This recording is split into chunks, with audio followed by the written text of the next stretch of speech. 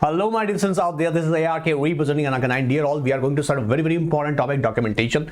याद रखिएगा एग्जाम के अलावा अभी आप लोग ट्रेनिंग में जाओगे ना, तो अगर कोई अच्छा आपको फॉर्म मिल गया, ओह आई होप आपको अच्छा ही फॉर्म मिले, तो ये जो हम टॉपिक डिस्कस करने वाले हैं बहुत इंपॉर्टेंट है, क्योंकि एग्जाम में तो ऑफ कोर्स एग्जामिनर मैं बोल दूं 4 to 7 मार्क्स तक इजीली इससे क्वेश्चन आ ही जाता है, मतलब आ ही जाएगा और इंटरेस्टिंग है, इजी है और यहाँ से मार्क्स 4 to 7 तक ले जाना भी बहुत अच्छी बात रहेगी हमारे लिए, क्योंकि हमें तो 60 प्लस चाहिए, कम से कम 60 प्लस चाहिए।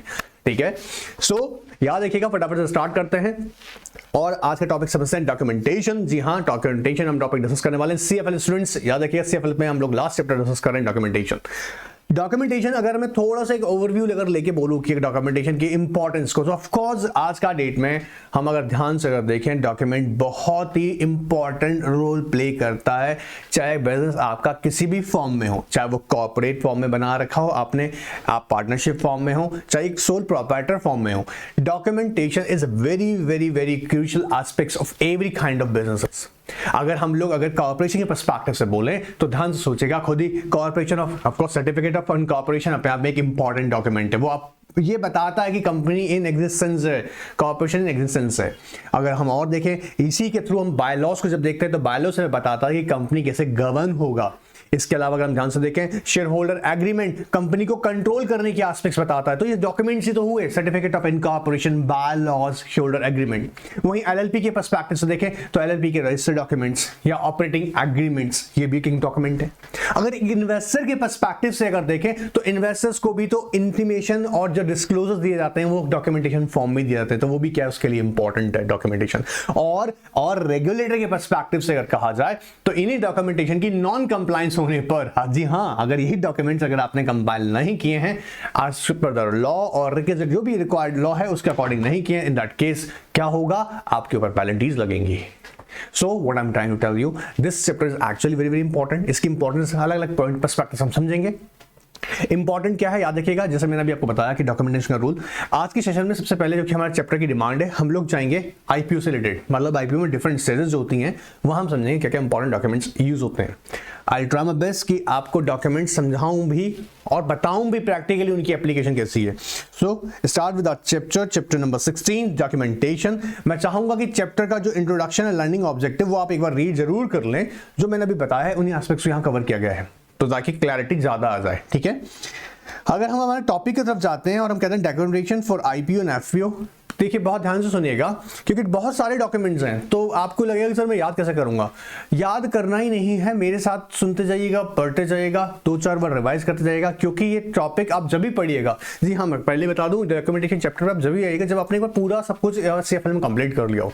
इसके लास्ट में होने का पर्पस भी है, अगर आप लास्ट से पढ़ेंगे तो आपके लिए बहुत ईजी रहेगा, एकदम ईजी टू अंडरस्टैंड रहेगा, ईजी टू मेमोराइज रहेगा। ऑलराइट, चलिए स्टार्ट कर लेते हैं आज का सेशन। सबसे कह रहा है डॉक्यूमेंटेशन फॉर आईपीओ, तो स्टेजेस देखिएगा, stages wise documentation for IPO FPO. अब स्टेजेस का मतलब ऑफ कोर्स आईपीओ आने से पहले हमें कुछ प्रिपरेशन करनी होती है, फिर ड्यूरिंग द आईपीओ करनी होती है एंड आफ्टर करनी होती है।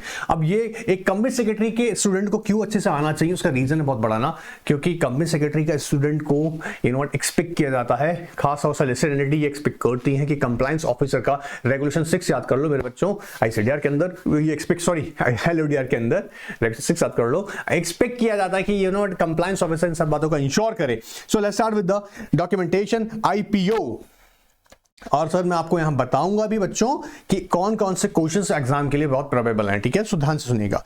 आईपीओ कहता है along with the application in seeking in principle approval. Sir in principle approval क्या होता है, मैं जानता हूं कुछ बच्चों को पता होगा, बट ये सेशन मेरे उन सब स्टूडेंट्स के लिए है जिनको बेसिक्स भी यहां पे अच्छे से क्लियर हो। ठीक है, इन प्रिंसिपल अप्रूवल बेसिकली क्या होता है, हम एक प्रोसेस है, देखिए इसको ना प्रूव नहीं किया गया, ये सिर्फ एक प्रोसेस है। मतलब प्रोसेस का मतलब आप एक स्टॉक एक्सचेंज सेलेक्ट करते हैं, आप लोग जानते हैं कि जैसे एज्यूम कीजिएगा आपको जो ड्राफ्ट ऑफ डॉक्यूमेंट होगा, हर हट बदतमीज, आपका जो ड्राफ्ट ऑफ डॉक्यूमेंट होगा, ड्राफ्ट ऑफ डॉक्यूमेंट डीओडी से मैं बोल रहा हूं यहाँ पे शॉर्ट फॉर्म में, ड्राफ्ट ऑफ डॉक्यूमेंट में आपको ना यूजुअली क्या होता है, आपको बताना है आगे चल के ना कि कौन से आरएससी पर आपके shares stock of course exchange पे लिस्ट होंगे, जैसे कि बीएससी पे जाएंगे या एनएससी पे जाएंगे।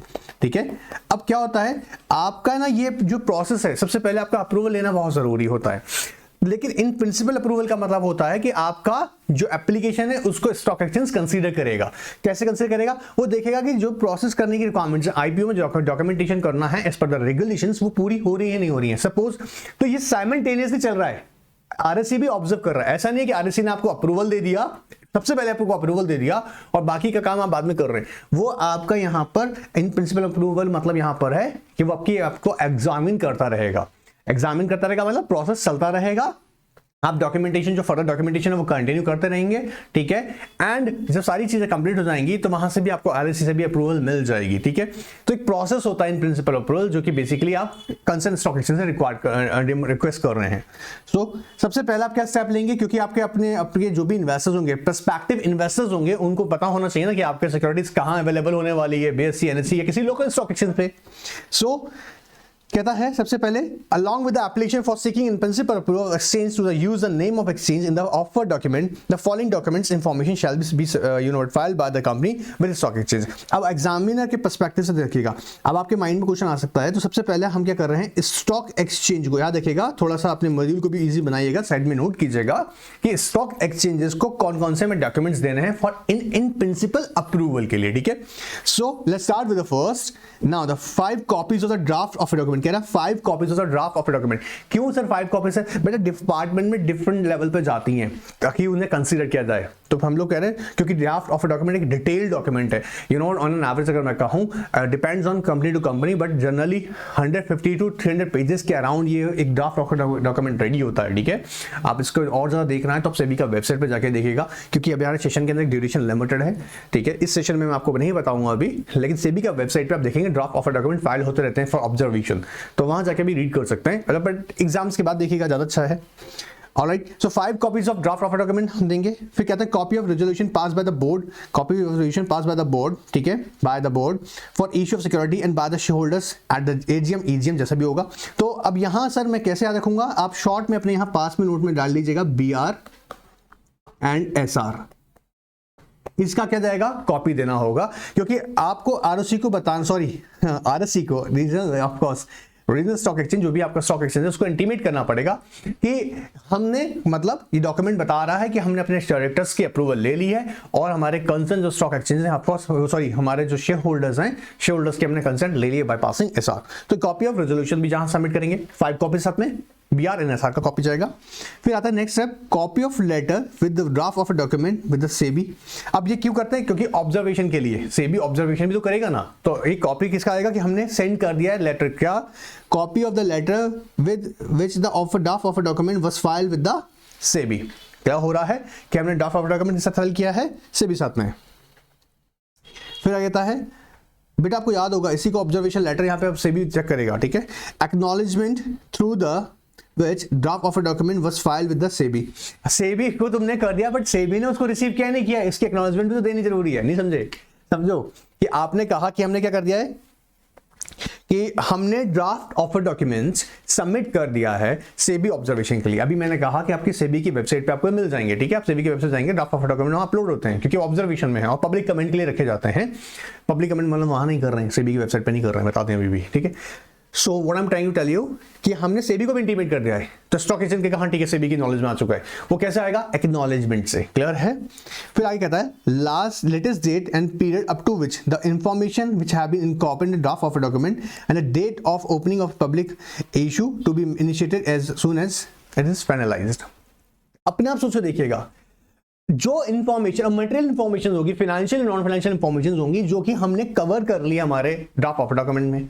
अब ये याद देखिएगा, यूजुअली ना, एक्चुअली मैं आपको जनरली बताऊं, नॉट ओल्डर देन 6 months, मतलब 6 महीने से ज्यादा पुराना नहीं होना चाहिए। ये एक जनरल प्रोविजन बता रहा हूं, ठीक है, जनरल प्रोविजन बोल रहा हूं। बट यहां हमारा पर्पस क्या है कि सेबी भी यहां पर नोटिफिकेशन थ्रू बताता है कि जैसे मैक्सिमम 3 months से पुराना ज्यादा नहीं होगा, ठीक है।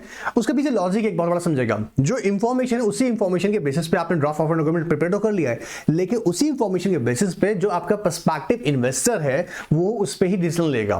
तो अगर कोई बड़ा चेंज आ गया है तो उसके बाद भी हमें इंटीमेट करना होता है, आप जानते होंगे। तो हमें क्या करना है, इन्फॉर्मेशन देनी है, जो कि कैसे यहाँ पे बोला जा रहा है, इन्फॉर्मेशन जो कि पता है period to which the information have been incorporated, मतलब the information the during which the period it relates. जैसे फॉर एग्जांपल हमने बोला यहाँ पर द फाइनेंशियल ईयर का, मान लीजिए 2021 का हमने फाइनेंशियल ईयर का यहाँ पे इन्फॉर्मेशन कवर किया है, प्लस उसके आगे का, जैसे फॉर एग्जांपल 21 जैसे यहाँ पे खत्म हुआ मार्च के बाद हमारा मान लीजिएगा हमने बोला मार्च से सितंबर, तो हम यहाँ पे मार्च से सितंबर आ रहे हैं, तो 21 सितंबर जो अपडेटेड इन्फॉर्मेशन है 21 सितंबर तक का अवेलेबल है इस इंफॉर्मेशन में, ठीक है। अब ये हमारा डॉक्यूमेंट हो गया नंबर 4।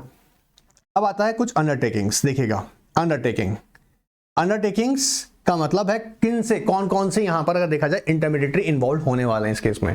तो वो लोग जो इन्वॉल्व होंगे उन्होंने अपनी सहमति, कंसेंट दे दिया है, अंडरटेकिंग ले लिया है कि वो लोग इस काम को करेंगे। जैसे BRLM का मतलब होता है बुक रनर लीड मैनेजर, बोलेगा बुक रनर लीड मैनेजर। आप लोग जानते होंगे इसका पर्पस क्या होता है, इसको इंट्रोड्यूस करने का पर्पस इसलिए होता है, आपने देखा होगा जब भी हम बुक बिल्डिंग प्रोसेस के थ्रू याद देखिएगा फाइनलाइज करते हैं प्राइसिंग को अपने शेयर्स के लिए, तो हमें उसके लिए जरूरत पड़ती है बुक रनर लीड मैनेजर। अब बेसिकली जब भी हमें देखिए ना, जब हमको प्राइजेस कट ऑफ प्राइस मिल जाएगा, ठीक है, फाइनली हम जब प्राइस डिसाइड हो जाएगा फिर कलेक्शन करना, तो इसका बहुत बड़ा इंपॉर्टेंट रोल है।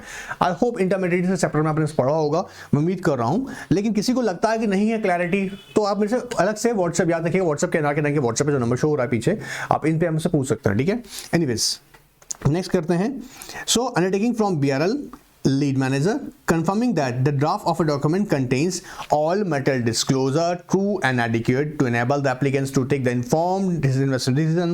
Second कहता है all disclosure that are specified under the Companies Act and अब देखो कि आप सोचेंगे सर मैं याद कैसे करूंगा, मेरे बच्चा कोई इशू नहीं है। देखो 3 पॉइंट्स है ना, ये जो अंडरटेकिंग के 3 पॉइंट्स मैं पहले भी डिस्कस किए हैं, बट अब कर लेता हूं वापस से, कैसे मैं अपने माइंड में इनको याद रखूंगा कि ये 3 पॉइंट्स मेरे ड्राफ्ट ऑफ डॉक्यूमेंट में आएंगे। बहुत सिंपल सी बात है, कैसे? पहला कह रहा है कि ये BRLM एंड LM ये इंश्योर करें। हाँ, कई केसेस में LM ही लीड मैनेजर ही BRM का भी रोल प्ले करता है BRLM का, बट यहां पर हम सेपरेट समझ रहे हैं। तो ये इंश्योर करेंगे इस बात को कि कंपनी ना जितने भी मटेरियल डिस्क्लोजर्स हैं, जैसे मैंने कहा फाइनेंशियल एंड नॉन फाइनेंशियल जो कि मटेरियल डिस्क्लोजर्स हैं वो यहाँ पे कवर किए हैं। जैसे एग्जांपल समझ लेते हैं, कंपनी के देखिए प्रीवियस प्रॉफिट का जो आपने डेटा यहाँ पे मेंशन किया वो एक्यूरेट है, ठीक है। इसके अलावा पहले प्रीवियस कोई रिकॉर्ड रहा हो, ट्रैक रिकॉर्ड रहा, डिविडेंड डिक्लेयर करने का, वो एग्जैक्टली आपने सही बताया हो। कंपनी ने अगर कोई फॉरेन कोलैबोरेशंस एक्चुअली करी हैं तो उसका ऑफ कोर्स उसकी प्रेजेंस इंश्योर हो। अगर कंपनी के ऊपर कोई लीगल या लिटिगेशंस या कोई सूट पेंडिंग है और जजमेंट अभी आया नहीं है, वो क्लियर होना चाहिए। कंपनी ने गवर्नमेंट से अप्लाई किया हुआ लाइसेंस के लिए बट अभी लाइसेंस मिला नहीं है, तो वही फैक्ट लिखा जाना चाहिए। ये क्या है? वो मटेरियल डिस्क्लोजर्स हैं। इस बात को इंश्योर करें कि मटेरियल डिस्क्लोजर्स जो हैं ट्रू हैं एंड एडिक्वेट हैं, क्लियर है। और दो अदर एस्पेक्ट्स हैं इंश्योर करने के, वो अपना बहुत इजी सा है कि कंपनी के साथ कंपाइल किया हो, कंपनी के साथ में कंपाइल किया हो, क्योंकि कंपनी के साथ कंपाइल करने का मतलब है वो A to Z कंप्लायंसेस हैं जो कि आपकी कंपनी पे अप्लाई हो रहे हैं कंपनी के, ऑलराइट। एंड सेकंड कहता है, अगर देखें all disclosure are required under the part A of schedule 6 of SEBI ICDR। सो as per the ICDR regulations उन्होंने प्रिस्क्राइब किए हों। ये अंडरटेकिंग कौन दे रहा है? BRM and LM। तो हमने अगर देखा, हमें स्टॉक एक्सचेंज को पहला हमने 5 कॉपीज सबमिट किया हुआ है, मेरे साथ बोल लीजिएगा, BR और SR का हमने कॉपी सबमिट किया हुआ है। फिर लेटर दिया है इस बात का, लेटर जो हम यहाँ पर लेटर बोल रहे हैं, लेटर से इंश्योर कर रहा है क्या कि कॉपी ऑफ लेटर जो कि हमने कंपनी ने हमारे DOD को फाइल कर दिया है सेबी साथ में और उसके एक्नॉलेजमेंट हमने रिसीव कर लिया है, ठीक है। फिर ये लेटर हो गया हमारा पॉइंट थर्ड। फिर हम फोर्थ पे जाएंगे, किस पे? लेटेस्ट जो इन्फॉर्मेशन होगी, लेटेस्ट होगी, लेटेस्ट इन द सेंस जो पीरियड जो हम रेफर करेंगे इस पीरियड से बिलोंग करती है इन्फॉर्मेशन जो कि कंपनी की फाइनेंशियल नॉन फाइनेंशियल इन्फॉर्मेशन करी की जाएंगी उसमें। देन फिफ्थ में हमने कहा अंडरटेकिंग्स लेनी है BRM से एंड LM से। 3 तरह की बातें उससे कंफर्म करनी है कि जो भी मटेरियल इन्फॉर्मेशन है वो ट्रू एंड एडिक्वेट है। इसके अलावा हम ये बताएंगे कंपनीज एक्ट के अकॉर्डिंग कंप्लायंसेस क्या हुआ है, और शेड्यूल 4 ऑफ ICDR यहाँ जी उसके साथ भी कंप्लायंसेस डिस्क्लोजर्स बेसिकली यहाँ पे डिस्क्लोजर्स दिए गए हैं, ठीक है। Alright sir. Now 6, in case of individuals PAN, TAN, bank account number, passport number of the promoter. In case promoter से body corporate PAN, bank account number, company registration number और equivalent and the address of the registered office which are of the promoter. अब बहुत simple सा बात है, promoter की detail देना बहुत जरूरी है ना, सारा झोल करने का टेंशन किसका लगता है? प्रमोटर का। तो हमें ये इंश्योर करना पड़ेगा कि प्रमोटर अगर इंडिविजुअल है, PAN, TAN, bank account number, ठीक है, पासपोर्ट नंबर ये देना होगा। कंपनी केस में पासपोर्ट लगाएंगे नहीं हम, तो थोड़ा होश में होकर लिखना आंसर। कंपनी अगर प्रमोटर है तो उसका कंपनी का ऑफकोर्स TAN होगा, बैंक अकाउंट नंबर होगा, कंपनी का सर्टिफिकेट रजिस्ट्रेशन नंबर होता है वो अवेलेबल होगा, वो आप प्रोवाइड कीजिएगा। फिर आता है printed balance sheet and P&L and the cash flow statement for preceding 5 years. Of course अब आपने भले ही मटेरियल डिस्क्लोजर्स दिए हैं, डिस्क्लोजर्स में ये बात भी इंश्योर कीजिएगा। तो कैसे करेंगे कि आपके जो प्रीवियस 5 ईयर के ऑडिटेड जो फाइनेंशियल्स एंड आपके P&L and cash flow statements हैं उसका भी आप यहाँ पे कॉपी देंगे, ठीक है। प्रिंटेड होगा, सर्टिफाइड होता है कंपनी के through. And following certificate to be submitted by the LM. LM क्या करेगा? अब एलएम का मेनली पर्पस क्या होता है? ड्यू डिलिजेंस करना, ठीक है, ड्यू डिलिजेंस करना। वो क्या करेगा? Due diligence as per the schedule 4A of schedule part A schedule form A part schedule form A schedule 5th of ICDR, all right. And second कहता है issue of convertible debt instruments and diligence from the debenture trustee। अगर debenture issue कर रहे हैं तो उससे आपको ensure करना पड़ेगा लेना, ठीक है, दोनों केसेस में एलएम ही करेगा इंश्योर। अगर डिबेंचर इशू क्या है तो उसका रेगुलेशन डिस्क्लोजर का अलग है, ठीक है, ये आप जानते ही हैं। Now statement containing particulars, dates, parties to all material contracts, agreements including technical advisors, collaborations अगर कुछ हैं से, concessions, similar other documents, all right, and together with the brief and terms and subject matter general nature documents। ये क्या कौन से documents है? देखा जैसे बेसिकली कोई भी कॉन्ट्रैक्ट्स अरेंजमेंट्स किए हुए हैं कंपनी ने तो उसके बारे में, अब वो अप्रूव हो गए तो या अंडर पेंडिंग है तो वो भी बताना होगा हमको, डिटेल प्रिस्क्राइब करना पड़ेगा। जैसे यहाँ पे बोल रहे हैं ना, statement containing particulars of the dates and the parties to all material contracts agreements including चाहे आपके टेक्निकल एडवाइजर्स हैं, फॉरेन कोलैबोरेशंस हैं, concessions and similar other documents except those entered in the ordinary course of business on the carried on the internet। अच्छा, ये ordinary course of business वाले क्यों नहीं बताने? Actually we are talking about those material contracts। जैसे एक नया collaborations हमने किया है, collaboration किया है तो एक material contract हुआ है, ठीक है, कंपनी नया expansion किया है, नई यूनिट अभी establish किया है, तो ये material contracts हो रहे हैं, clear? Alright, then name of the exchanges which is proposed to be designated by the company and as the lead exchange। जैसे अगर मान लीजिएगा कि आपने BSE और NSE दो टारगेट किए हैं, जिसमें से लेकिन BSE को आप अपना क्या बना रहे हैं? RSC, जिसे हम बोलते हैं डेजिनेटेड स्टॉक एक्सचेंज। DSE बोलते हैं designated stock exchange. Designated stock exchange वो स्टॉक एक्सचेंज होगा जिसके साथ अपनी प्राइस वगैरह सब डिस्कस करेंगे लेटर ऑन, अभी जब फीस आगे जाएगा, ठीक है। ऑलराइट, तो यहाँ पर हम अपने शॉर्ट नोट में लिखेंगे DSE हमारे लिए कौन होगा, फिर डिपॉजिटरी पार्टिसिपेंट्स हमारे कौन होंगे, जैसे हम बोलते हैं डीमैट में कराना है तो जहाँ पे डिपॉजिटरी जैसे NSDL facility and CDSL facility के लिए हम बात करेंगे, डिपॉजिटरी में कन्वर्ट करना जरूरी है। देखिए for the purpose of approval of base of allotment and for depositing the security deposits, ये deposit is required under the listing of condition. तो DSC सारे डिस्कस करेंगे। याद रखिएगा जो मैं NSDL CDSL का नाम दे रहा हूँ ये आपको नेक्स्ट आने में मतलब ये आपको एस्पेक्ट्स ये भी कवर करनी पड़ेंगी क्योंकि आप जब इशू करने जाएंगे, ठीक है, ये इसके लिए आपको एडवांस में प्रिपेयर होना पड़ता है। सो आपने DSC अपना चुन लिया, डेजिग्नेटेड स्टॉक एक्सचेंज। अब आगे करिएगा कॉपी ऑफ फॉर्म 32 और DI 12 file with ROC for appointment of director and company secretary. जी हाँ, अगर कंपनी ने अपॉइंटमेंट्स की हैं, अब ये जो यहाँ पे DI 12 कह रहा है, याद रखिएगा, इसका मतलब ये नहीं है कि आप IPO लेकर आ रहे हैं और आपको स्टॉक एक्सचेंज में अप्रूवल चाहिए है तो आपको डायरेक्टर अपॉइंटमेंट करनी ही पड़ेगी। डायरेक्टर की अपॉइंटमेंट अगर एज पर या देखिए कंडीशन आप फुलफिल करेंगे, क्योंकि अगर डिपॉजिट देखिए समझेगा, composition of director as per the listing obligation disclosure requirement होगा और अगर वो फुलफिल है ऑलरेडी, ठीक है, बात समझ में आ रहा है, अगर वो ऑलरेडी फुलफिल है तब आपको अलग से अपॉइंटमेंट नहीं करनी है। अगर नहीं है उससे आपको ऑफकोर्स इंक्रीज करना पड़ेगा। इंक्रीज करने के बाद में याद रखिएगा आपको अपॉइंटमेंट करनी है।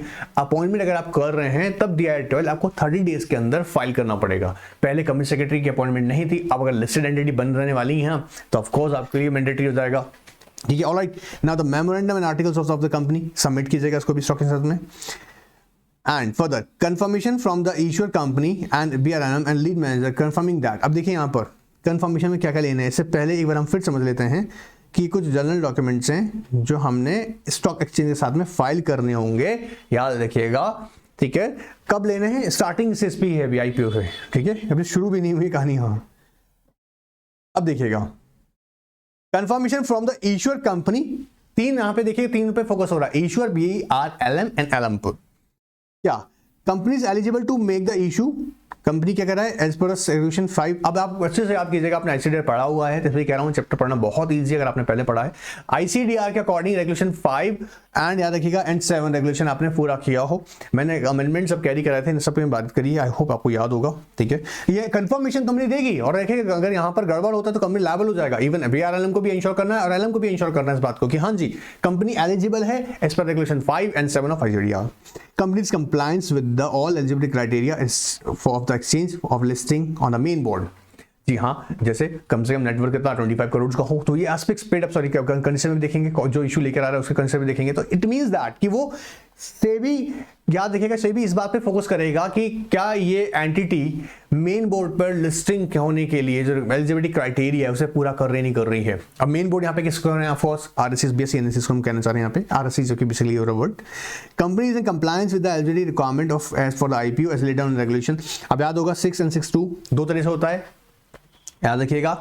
कुछ आपको 4 कंडीशन पूरी करनी पड़ती हैं, ठीक है। अगर वो पूरे नहीं तो अल्टरनेटिव मेथड में जाते हैं, जब क्यूआईबी को 75% देना पड़ता है। आई होप याद होगा ये वाला, तो ये बात की कंफर्मेशन दीजिएगा। फिर इन case of offer for cell, अगर आप ऑफर्स कर रहे हैं, याद रखिएगा अभी जब हम चैप्टर फर्स्ट के अमेंडमेंट डिस्कस किया था, लेटेस्ट डिस्कस किया था, जो ऑनलाइन देख रहे हैं बच्चे जो नहीं देख पाए थे, याद रखिएगा वो अवेलेबल है, क्लास अवेलेबल आपको अगर नहीं हो पाया है, नहीं मिल पाया है, क्योंकि यूजुअली क्लास प्राइवेट हो जाती हैं तो आप वापस मांग सकते हैं, मिल जाएगा, ठीक है। उनमें मैंने डिस्कस किया है ऑफर्स के लिए नए, याद रखिएगा ऑफ कोर्स नए रेगुलेशंस आए, आई होप वो आपने देखे होंगे। सो कहता है ओएफएस कर रहे हैं and propose an IPO by existing shareholder, the selling shareholder are in compliance with the additional disclosures. अब यहाँ पर क्या है सर, मैं कैसे याद रखूंगा, तो यहाँ पर अगर ध्यान से देखो रेगुलेशन 5 and 7 में इसलिए कह रहा हूँ जिन्होंने पहले पढ़ा उनके तो कुछ भी नहीं है, चैप्टर फटाफट हो जाएगा। यहाँ रेगुलेशन हमको 6 याद रखना है और उसके साथ में याद रखिएगा हम अल्टरनेटिव साथ लेके चलेंगे, 1 and 2 की बात कर रहे हैं यहाँ पर, ठीक है।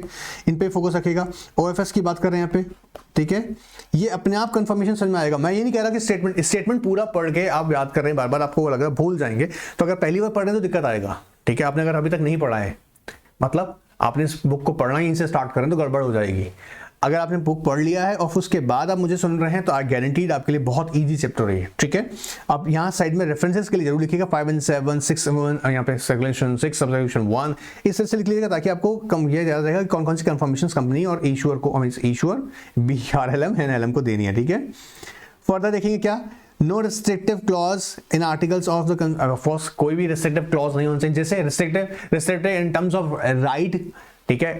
इट मे बी कि कंडीशंस, अगर ये कंडीशन पूरा होगा तभी आपको राइट्स मिलेंगे, ऐसा कोई रिस्ट्रिक्टिव क्लॉज आप नहीं डाल सकते हैं, ठीक है। ट्रांसफर नहीं कर सकते हो, ट्रांसफर करोगे तो पहले ये एक्सपेक्ट आपसे प्रपोजल लेना पड़ेगा, या अब जैसे हाँ, अब जैसे रेगुलेशन रिक्वायरमेंट, जैसे कहा कि अगर लिस्टिंग करवा रहे हैं, ऑफ कोर्स पब्लिक इशू लाएंगे, लिस्टिंग होना है, लिस्टिंग होना मैंडेटरी है, डीमैट में भी होना जरूरी है, ये रिस्ट्रिक्टिव नहीं है, क्लियर है। रेगुलेटरी रिक्वायरमेंट्स पूरा करने की बात अगर हो रही है तो वो रिस्ट्रिक्शन नहीं है। कंपनी अपना मन मर्जी से कोई ऐसी रिस्ट्रिक्शन इंपोज नहीं कर सकता है जो कि उनके राइट्स के अगेंस्ट हो जाए, ठीक है। Provision of memorandum and articles of the company are not in concern with the clauses of the listing agreements of course and rules and regulation bylaws. मतलब ऐसा नहीं होना चाहिए कि क्या हो, वो पता लगा आपके जो मेमोरेंडम या आर्टिकल्स में जो प्रोविजंस हैं वो कैसे हैं, अल्ट्रा वायर्स हैं, वो नहीं होने चाहिए, इस बात को कंफर्म करके दीजिएगा, ठीक है। And propose IPO of the companies compile with all statutory requirement, चाहे कंपनीज एक सेबी है, आईसीडीआर, आरबीआई, ये जो भी एलिजिबल एंटिटी, जैसे फॉर एग्जांपल बैंकिंग अगर कंपनी अगर आईपीओ लेकर आएगा तो ऑफ कोर्स आरबीआई की गाइडलाइंस में ऑब्जर्व करनी है। कंसर्न जो सेक्टर रेगुलेटर उसका भी कंसर्न ऑफ कोर्स आपको देखना, कंसीडर करना जरूरी है। एनीवेज आगे देखते हैं। Now company has appointed compliance officer, याद आ रहा होगा मेरे बच्चों को, ठीक है। कंप्लायंस ऑफिसर आपने अपॉइंट कर दिया हो, and certificate from the statutory auditor practicing chartered accountant या compliance certifying compliance of the condition of corporate governance. अब याद रखिएगा यहाँ पे कह रहा है certificate from the statutory auditor और practicing chartered accountant certifying compliance of the condition of corporate governance specially SEBI LODR should also give the composition of the various committees, composition of various committees. यहाँ पर ऐसा नहीं है कि जिन्होंने छाप रखा है, मैं आपको क्लियर कर दूं, PCS खुद भी ये सर्टिफिकेट देता है और ही इज एलिजिबल, ऑलराइट, कि चार्टर्ड, ऐसा नहीं चार्टर्ड अकाउंटेंट ही दे सकते हैं, ऑफकोर्स वो भी दे सकते हैं, कॉर्पोरेट कंप्लायंस सर्टिफिकेट की हम बात कर रहे हैं, but practising chartered company secretaries are also eligible to issue such certificate. Openly बोल रहा हूँ, बुक में लिखा हुआ है, लेकिन ओपनली पब्लिकली बोल रहे हैं बात को, ये ऐड कर लीजिएगा। Complete details of any outstanding ESOP, और ऑफ कोर्स ESOP है, ये भी तो ESOP है, और तो उसके बेनिफिट्स को देखो यहाँ पे कहना क्या मतलब क्या है, complete the details of any outstanding ESOPs other employ benefit share confirm from the merchant banker and statutory auditor, कि लेटर ऑन ऑफ कोर्स उनके जो बेनिफिट्स एंड उनके लिए रहेंगे, ठीक है। And inform the exchange for with any metal developments. अब देखिए आपको याद होगा जब हमने स्टॉक एक्सचेंज को पहले डॉक्यूमेंट दिया था तो उसमें हमें बताया था मेटल इन्फॉर्मेशन और उसमें रिलेवेंट पीरियड बताया था, बट उसके बाद भी चेंज आ जाता है कंपनी के अंदर। जैसे फॉर एग्जांपल कोई बहुत बड़ा लॉस हो गया कंपनी को, हो सकता है कोई कॉन्ट्रैक्ट कैंसिल हो गया हो, कोई लिटिगेशन राइज हो गई हो, पहले नहीं थी सडन आ गई है, तो अगर इसमें कोई चेंजेस भी हो तो इमीडिएटली आपको स्टॉक एक्सचेंज को इंटीमेट करना पड़ेगा। हमने डिस्कस किया है आपसे। and filing the application with the stock exchange, but prior to the raise of course, prior to the issue of the in principle approval that may in random information prior to, of course, provide to the stock exchange and incorrect, और अगर कोई भी है तो उसको भी of course कर कीजिएगा, बताइएगा. If company has filed the IPO documents with the BSE in past, then kindly provide the details. अब क्या रहा, क्या कर, अगर आपने BSE से पहले, तो यहाँ पर अगर देखेंगे, अगर पहले कंपनी इशू लेकर आया था और उसके कोई डॉक्यूमेंटेशन से पहले साफ फाइल की हुई है, तो ये डॉक्यूमेंट्स वापस देने जाएंगे. यहाँ पे कौन सी केसेस में, देखो यहाँ सुनना, फर्स्ट सुनना वापस. If company has filed the IPO documents with the BSE in past, kindly provide the, of course, also provide the following details of its listed group companies. क्या, name of the company, ISI क्या होता है, international security identification number, I international, S stands for securities, I stands for again identification number. क्यों इसलिए हो जाता है, क्योंकि they are number of securities. तो इन सिक्योरिटीज इस ISI नंबर से आप उस एग्जैक्ट उस सिक्योरिटी को आइडेंटिफाई कर सकते हैं. Name of the exchange where it is listed, script and script symbols, जो भी आपकी सिक्योरिटी है उसका सिंबल क्या है, ठीक है. And if under the suspension, reason for the suspension, suspension हुआ है तो, एंड प्रोसेसिंग फीस, वो आगे के एस्पेक्ट्स हैं. ये कब दे रहे हैं आप, ये पॉइंट नंबर हम 18 कंसिडर करेंगे. कब करेंगे, जब आपकी सिक्योरिटीज BSE से पहले से, ये ऐसी एक्चुअली BSE है ना, यहाँ पे क्यों बोल रहा है, BSE ने अलग से एडिशनल डिस्क्लोजर्स के लिए यहाँ पे ऑफ कोर्स BSE के एक्चुअली बायलॉज में है, तो ये डिटेल्स आपको देना पड़ेगा. क्या हो रहा है, name of the company, INC number, name of the exchange, script of course script symbol, and अगर सस्पेंशन हो तो सर रीजन. फर्दर अब ये अंडरटेकिंग्स कहां से आएंगी, IMD से, कंपनी सेक्रेटरी से, ठीक है, कंपनी के कंप्लायंस ऑफिसर से. Whereby we here by confirm that company, its promoter, whole-time director are not in violation of the provisions of SEBI listing. Where confirm that company, its promoter, director are not in violation of the restriction imposed by the SEBI, and dividend entitlement for the current year are of for all existing shares including shares issued in public issue as taken rank pari passu. मतलब ऐसा नहीं है कि जो अब share issue कर रहे हैं उसमें और जो पहले किए उनके शेयर्स में क्या होगा, डिफरेंसेस होगा किसमें, डिविडेंड परसेंटेज में. ऐसा नहीं है. देखो यहाँ समझो, dividend entitlement for the current year for all existing shares including the shares issued in the public issue shall take pari passu. Pari passu का मतलब इक्वली ट्रीट करेंगे, इक्वली ट्रीट करेंगे. क्लियर एकदम. ऐसा नहीं होगा कि पुराने वालों को 5% देंगे और जो नए हमारे साथ जुड़ने आ रहे हैं हाँ इनको हम अच्छा ऑफर दे रहे हैं या उल्टा कर रहे हैं. ऐसा नहीं होगा. इक्वली ही ट्रीट किया जाएगा. जब भी डिविडेंड डिक्लेयर किया जाएगा आगे सबको इक्वली ट्रीट करेंगे. क्लियर हो रहा है. ये कंफर्मेशन कौन देगा, MD, CS and compliance officer. अब यहाँ से हम बात करने लग जाएंगे बेस ऑफ अलॉटमेंट. सॉरी ये क्या हुआ, मैं ऐसे इसलिए कह रहा हूँ मेरे बच्चों, यहाँ हमने डॉक्यूमेंट डिस्कस किए हैं.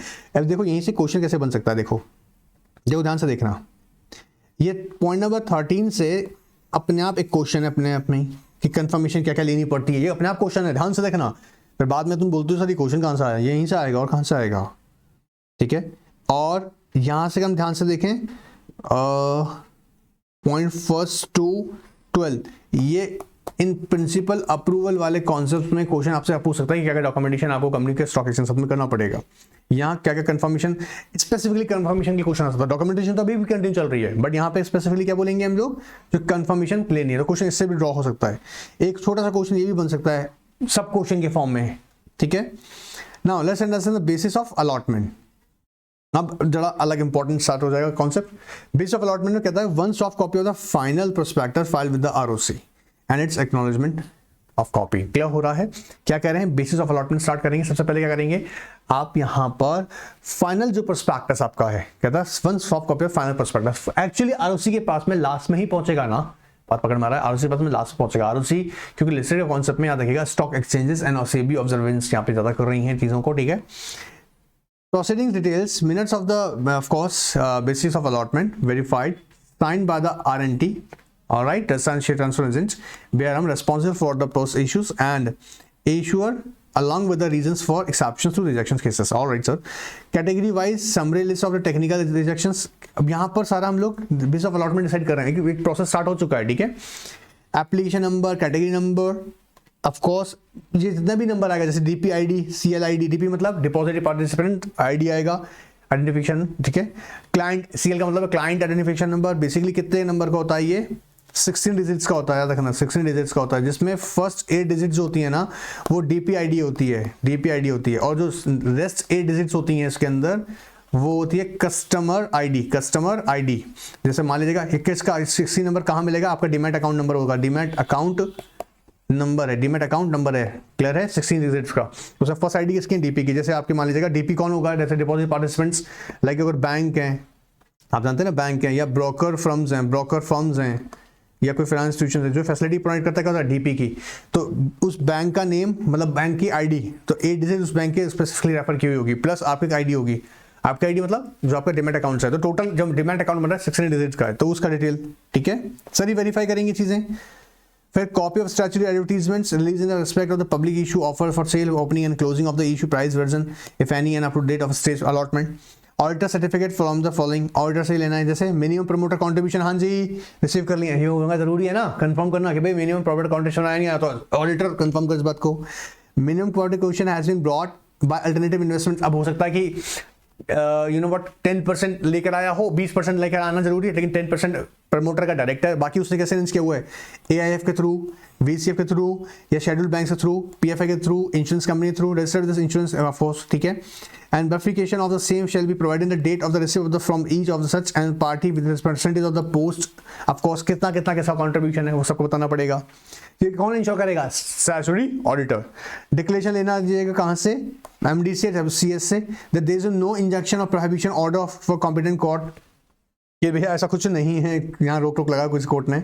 Confirm that only QIB as mention the, अगर क्यूआईबी के थ्रू हो रहा है ना तब, तो उसका पार्ट जितना है उसी को अलॉट किया गया है। Only QIB as mention the definition section 2 clause, उसी को क्यूआईबी को ही अलॉट किया गया। Propose to be allotted equity shares under QIB category, new QIB has bid and propose to be allotted equity shares under non QIB और retail category.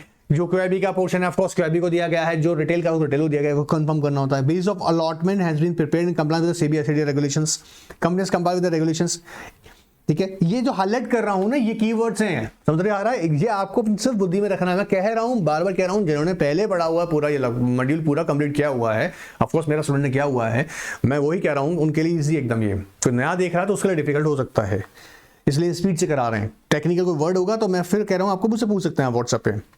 Verification of all final certificates issued by the controlling branch और have been found in order, clear कर रहे हैं। और sir ये क्या verification कर रहा है, verification of all final certificates.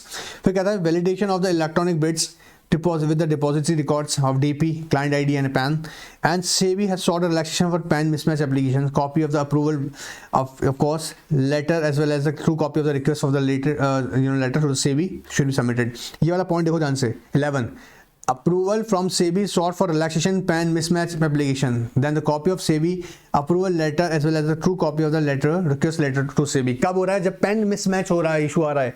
किसका PAN mismatch का इशू आ रहा है, समझो कई बार क्लाइंट आईडी के इश्यूज में भी आता है, ये क्लाइंट के केस में पेन मिसमैच आता है, ठीक है, प्रैक्टिकली होता है कई बार ये, then that case you have to approach the SEBI. Clear हो रहा है।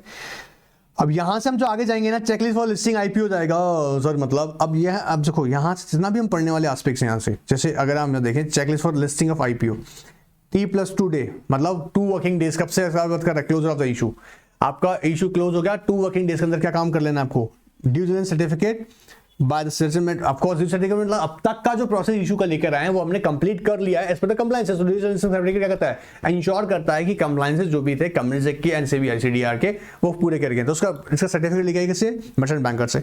Observation letter issued by the SEBI, all right sir, क्योंकि अभी सेबी का ऑब्जर्वेशन क्या रहा है इसके ऊपर, and person to the filing of draft of document, list of the authorized signatories with respect to the specific signatures list। authorized signatories का मतलब जो भी डॉक्यूमेंटेशन, जैसे बोर्ड में, बोर्ड ने किसी पर्टिकुलर पर्सन, बोर्ड को ऑथराइज किया हुआ है उसके लिए भी है, या हमने जो बोर्ड ने डेलीगेट किया हुआ है अपना पावर फॉर दिस पर्पस, उसको भी यहाँ पे उसका डिटेल देना पड़ेगा। Confirmation from the LM, the development notices have been sent to the underwriters and certificate from the BRM and issue has been received in a minimum subscription, याद रखिएगा has received minimum subscription मिल चुका है। Confirm from the company that leading the email ID for the investor grievances, ये देनी जरूरी है। Copies of the all advertisement published in the connection with the T+1 stage and confirmation of the company stating that they have obtained the authentication or false authentication for scores for ICS SEBI। अब यहाँ sir मैं कैसे याद रखूंगा, आओ सीखो जल्दी आओ। देखो डिविजन सर्टिफिकेट किससे लेना है, फ्रॉम मर्चेंट बैंकर, ध्यान से बनाना, छोटा छोटा होगा, क्लियर हो जाएगा। ऑब्जर्वेशन लेटर किससे लेना है, फ्रॉम सेबी OL। फिर ऑथराइज्ड सिग्नेटरी, फिर इसके बाद क्या करें, LM क्या करेगा कि LM किस लिए इंश्योर करेगा, अंडरराइटर्स अरेंजमेंट्स को लेके, अंडरराइटर अरेंजमेंट्स, वापस बोल अंडरराइटर अरेंजमेंट्स, ठीक है, कंफर्म करेगा क्या, BRLM यही तो है, बुक रीड, याद रखियो, बुक रनर, लीड मैनेजर, क्या इंश्योर करेगा, minimum subscription, alright, and ID, email ID किसकी देनी जरूरी होती है कि ग्रीवेंस कहाँ एड्रेस के जाएंगे, कहाँ आप अपने ग्रीवेंस रख सकते हैं। देन एडवर्टीजमेंट, अब यहाँ अगर तुम कीवर्ड्स अगर शॉर्ट बना सकते हो तुम्हारे लिए और इजी हो जाएगा, याद रखना। डीडी से क्या लेके आना, दीदी से नहीं, डीडी लेना, डिसीजन सर्टिफिकेट से लेना, मर्चेंट बैंकर से क्या लिखना होता है उसमें डिटेल। अब मैं कह रहा हूँ ना बड़ा आसान है, क्या लिखना होता है, लेकिन बेटा जब प्रैक्टिकली करते हैं ना तो बहुत लेंथी प्रोसेस होता है ये। बट मैं समझाना ही चाह रहा हूं कि एग्जाम के पर्सपेक्टिव से हम एटलीस्ट इन शॉर्ट फॉर्म में भी इन बातों को याद रखें, ठीक है। नहीं तो चैप्टर आपको बहुत बोरिंग लग जाएगा, इतना टॉपिक पढ़ते पढ़ते बोलेंगे इतना डॉक्यूमेंट्स है, बट उनको रिलेवेंसी आप ऐड करेंगे तो आपके लिए इजी रहेंगे, ठीक है। ऑलराइट, प्लस अब थ्री प्लस 3 पे कैसे जाएगा, देखो 1 copy of the final prospectus, ये मतलब क्या है, क्लोजर होने का 3rd दिन स्टार्ट होना है, ठीक है। उससे पहले copy of the final prospectus file with the ROC along with the final, क्योंकि फाइनल हो चुका है, and certified 2 copy of the base of allotment approve by the DSC. DSC किस लिए कहते हैं, आपके अलॉटमेंट बेस ऑफ अलॉटमेंट को डिसाइड करने के लिए, and copy of the internal minutes executed in the between the LM and issuer and registrar. ये सिर्फ 3+3 पे काम करना है, 3+4 पे क्या करना है वो डिटेल में भी जाऊंगा आगे, ठीक है। आई होप पहले यहाँ तक का एस्पेक्ट्स आप लोग एक बार फटाफट से रिवाइज कर लीजिएगा, ठीक है। और कोई भी क्वेरी है तो उससे पूछ लेगा, क्योंकि सेशन इतना ही बनाऊंगा जिसमें आपके लिए वो इजी हो समझना और समझना।